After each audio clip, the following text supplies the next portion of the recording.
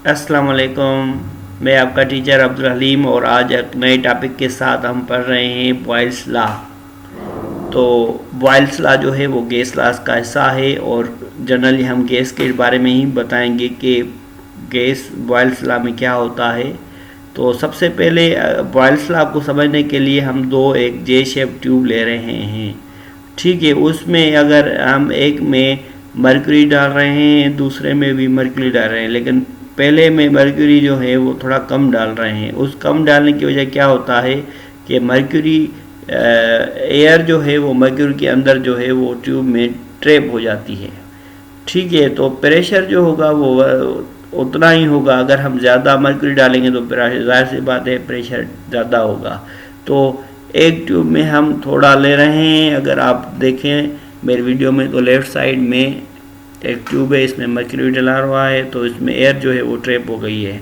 तो अगर right side जे shape tube में अगर ज़्यादा मरकरी डालेंगे तो क्या होगा, तो प्रेशर ज़्यादा होगा, और प्रेशर ज़्यादा होने की वजह से क्या होगा कि जो वॉल्यूम है जो inside of the gas that is trapped in the tube, the volume will be reduced, या वॉल्यूम जो होगा वो कम हो जाएगा इसका। तो this simple relationship between the volume and the pressure is known as Boyle's law.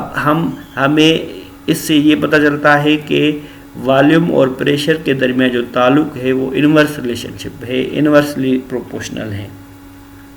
ठीक है, तो डेफिनेशन भी अगर हम बात करें कि बॉयल्स लॉ को डिफाइन कैसे करेंगे, तो डिफाइन इस तरह से कर सकते हैं, the volume of given mass of gas is inversely proportional to the pressure. Pressure के साथ वो जो वॉल्यूम होता है गैस का, उसकी तनासब जो है वो इनवर्सली प्रोपोर्शनल है, उल्टा है। अगर एक बढ़ेगा तो दूसरा कम होगा at a constant temperature. Temperature जो है हम वो कांस्टेंट रखेंगे।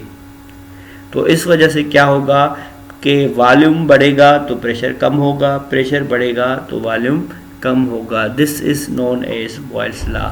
इसको हम कहेंगे बॉयल्स लॉ। इसकी मैथमेटिकल डेरिवेशंस भी है। मैथमेटिकल डेरिवेशन के मुताबिक वॉल्यूम जो होगा वो इन्वर्सली प्रोपोर्शनल है प्रेशर के साथ। तो हम ये मतलब लिख सकते हैं कि volume is inversely proportional to the pressure. ठीक है, तो अगर हम प्रोपोर्शनलिटी को ख़त्म करें तो हम इक्वल की निशानी देंगे। तो हम लिखेंगे V is equal to K upon P। Therefore अगर P जो है वो डिवीजन में है, इट मीन्स बराबर के इस साइड जो होगा वो मल्टीप्लाई होगा। तो PV is equal to K। Again for one gas that is P1 V1 is equal to K, for another gas that is equal to P2 V2 is equal to K. So both these gases product of pressure and volume is equal to constant. So we can compare these equations, two equations. So we can write P1 V1 is equal to P2 V2. So we can also define Boyle's law in terms of product of pressure and volume is always remains constant if temperature is kept constant. चलो जी, हम बात कर रहे हैं कि अगर Boyle's law है तो इसके मैथमेटिकल इक्वेशन है तो कर्व भी होगा। चलो हम बात करते हैं कर्व के लिहाज से। तो सबसे पहले जो लेफ़्ट साइड वाला कर्व है, अगर हम देखें प्रेशर और वॉल्यूम के दरमियान जो रिलेशनशिप होता है वो इन्वर्स होता है। तो अगर हम फॉर एग्ज़ाम्पल पहले तो हम देखते हैं कि जो इन्वर्स रिलेशनशिप है, सेकंड लेफ़्ट साइड में सेकंड नंबर जो है वो प्रेशर और वॉल्यूम के दरमियान रिलेशनशिप है। अगर for example pressure Y axis में है और वॉल्यूम एक्स एक्सिस में हो तो दिस रिलेशनशिप इज़ इन्वर्स। ये इन्वर्स रिलेशनशिप होगा और कर्व जो होगा वो इस तरह से टेढ़ा आएगा। और उसके अलावा अगर फॉर एग्ज़ाम्पल रिलेशनशिप वॉल्यूम और इन्वर्स प्रेशर के लिहाज से है तो देट वुड बी लीनियर। अब राइट हैंड के साथ सेकंड नंबर पे जो कर्व होगा that is the representation of this curve, ये लीनियर कर्व आएगा। उसके बाद है प्रेशर और वॉल्यूम को अगर हम मल्टीप्लाई करके वाई एक्सिस में रखें और उसको कंपेयर करें प्रेशर एक्स एक्सिस में, दैट वुड बी लीनियर, वो होगा लीनियर कर्व। उसके बाद है लास्ट वन जो राइट हैंड साइड है।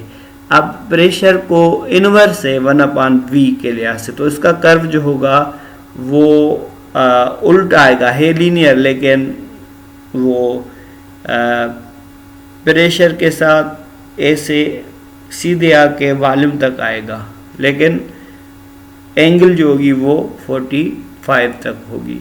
सो this is said to be the different curves of Boyle's law, क्योंकि इनके दरमियान जो है वॉल्यूम और प्रेशर जो है वो इनकी जो रिलेशनशिप है वो इनवर्स होती है, एक बढ़ेगी तो दूसरी कम होगी। So this is said to be the Boyle's law, इसको हम कहेंगे बॉयल्स लॉ। अगर आपको मेरी वीडियो पसंद आई है तो प्लीज़ सब्सक्राइब करें और press bell icon for upcoming videos, and thank you very much for